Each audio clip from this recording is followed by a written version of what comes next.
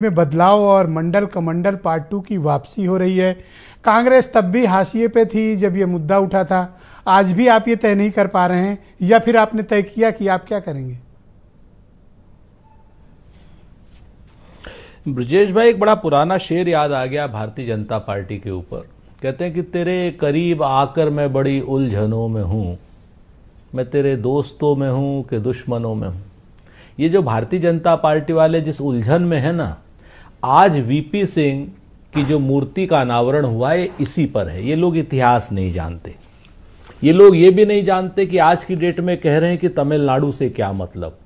मैं ब्रजेश जी आपको याद दिलाना चाहूंगा, आप तो उस समय के भी साक्षी हैं, जब करुणानिधि साहब ने अपनी कटआउट जो थी वो 60 फुट की लगवाई थी और वीपी सिंह की कटआउट 70 फुट की लगवाई थी। चेन्नई में आज तक के लोग कहते हैं सबसे विशाल रैली हुई थी। वो वीपी सिंह जी की कटआउट सबसे बड़ी लगी थी, वहां पर डीएमके ने लगवाई थी। ऐतिहासिक सच है, आप चाहें तो वो कटआउट की पॉलिटिक्स भी वहीं से शुरू हुई थी। तो वीपी सिंह आज के दक्षिण भारत के नायक नहीं है। करुणानिधि जी के पहले जब वो मुख्यमंत्री बने थे तब के नायक हैं वो। तो उन्होंने अपनी वहां पर मूर्ति, उनको एक ट्रिब्यूट पे किया है, क्योंकि वहां पर आरक्षण को बढ़ाने का काम जिस तरीके से डीएमके ने किया, और वही चीज आज की डेट में जाति जनगणना के रूप में कांग्रेस और इंडिया का गठबंधन सारे के सारे मिलकर के कर रहे हैं। तो ये जो जाति जनगणना का हम लोग प्रारूप ला रहे हैं पूरे देश में, ये उसकी बानगी है, एमके स्टालिन साहब ने शुरू किया है। वहां पर उसका स्वागत होना चाहिए, और वो पहले से नायक हैं वहां पर वीपी सिंह जी, कोई नई बात नहीं है, ये भी मैं आपको बता दूं। और ये बात आप जानते हैं अच्छी तरीके से, आप पत्रकारिता के दौर में थे तब।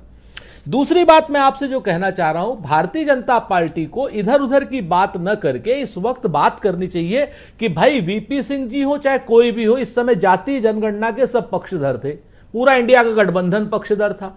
जाति जनगणना पर इवन जो भारतीय जनता पार्टी के राजनीतिक सहयोगी हैं, ओम प्रकाश राजभर जी की पार्टी वो भी पक्षधर है, संजय निषाद जी की पार्टी वो भी पक्षधर है। तो आज जाति जनगणना पर इन सब लोगों का रुख क्या है? जी, मूर्ति पर रुख तो आप बताते रहेंगे, कोई दिक्कत वाली बात नहीं। जाति जनगणना पर रुख क्या है? क्योंकि यह देश के भविष्य को तय करेगा। सवाल यह है कि आज इतना बृहद कार्यक्रम हुआ, तमिलनाडु की सरकार का ऑफिशियल प्रोग्राम था, उनके चीफ सेक्रेटरी का इनविटेशन पूरे देश भर के अखबारों में छपा था। कांग्रेस आमंत्रित नहीं थी और मैंने सूची में किसी कांग्रेस नेता का नाम नहीं देखा। ऐसी क्या खता, ऐसा क्या गुनाह सुरेंद्र राजपूत की पार्टी से हो गया? आप जाके समीर सिंह के कलेजे में ठंडा खाइए। जो बुलाता हाँ, बोलिए सुरेंद्र जी। नहीं, हाँ, मैं जो बुलाता है, जो शख्स बुलाता है, उसका विशेषाधिकार होता है कि वो कार्यक्रम के को किस प्रारूप के तहत देख रहा है। डीएमके ने कार्यक्रम किया, उसमें उनका विशेषाधिकार है। आपके यहाँ आपके घर में शादी होगी, आपका विशेषाधिकार है कि आप किसको बुलाएं किसको ना बुलाएं। जिसको नहीं बुलाया जाए उसे नाराज नहीं होना चाहिए, बहुत स्पष्ट बात है। मसला यहां पर उद्देश्य का है। उद्देश्य जो है बहुत स्पष्ट है कि साहब जाति जनगणना पूरे देश में होनी चाहिए ताकि संसाधनों पर हक सबका बराबर मिल सके। ये लोग जो आज कल तक जो जाति गणना के पक्षधर थे भारतीय जनता पार्टी ये लोग कांग्रेस से आज कह रहे हैं कि साहब सिर्फ एक गरीब जाति होती, वरना अखिलेश यादव का चेन्नई में बुलाया जाना और कांग्रेस का वहां न बुलाया जाना, और ये दोनों आपके अलायंस के पार्टनर हैं। ये बात क्या आपके लिए राजनीतिक तौर पर झटके वाली नहीं है? ये आप लोगों का बाकायदा भारतीय जनता पार्टी के साथियों का और भारतीय जनता पार्टी का एक दिवा स्वप्न है। उस दिवा स्वप्न को अभी 5 तारीख तक आप और क्या नाम इसको कैरी कर लीजिए। 5 तारीख को जब गठबंधन के घटक दलों की बैठक होगी इंडिया के, सर मेरा कोई दिवा स्वप्न टूटेगा। अगर बुलाने का अधिकार वहां के चीफ सेक्रेटरी ने मुझे दिया होता, मैं आपसे वायदा करता हूं कि मैं आपको भी इनविटेशन भेजता है, पर अफसोस कि मेरे पास अधिकार नहीं वहां आपको इनवाइट करने। भाई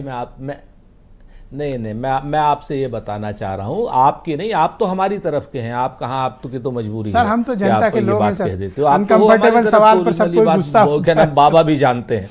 जी, शुक्रिया आपका सर। मैं आपके मित्र रोहित अग्रवाल को आमंत्रित करता हूं। आप हमारी धन्यवाद सर, बहुत शुक्रिया आपका सर। हमारी तरफ जब जवाब नहीं मिलता तो ऐसे ही होता है सर। अब जवाब तो सुन लीजिए सर, एक सेकंड सर, वक्त थोड़ा कम है, प्लीज थोड़ा कोऑपरेट करें। मैं अरे ये तो गड़बड़ बात है ना। नहीं सर, आपने पर्याप्त बोल दिया सर। मार दिया, फिर मोर देन 3.5 मिनट, आप 4 मिनट बोले। देखिए आप सर